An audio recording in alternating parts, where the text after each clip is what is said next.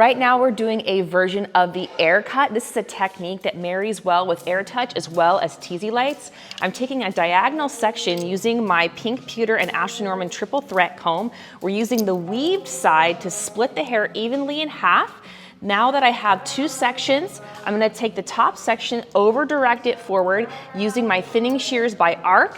What I'm basically doing is taking hairs that are shorter on the internal, so that way they can be blow dried out or teased up to create more of a gradient, graduation of color, fade from dark to light. Pushing up those shorter hairs makes it so you can blonde the hairs that have seen the most summers.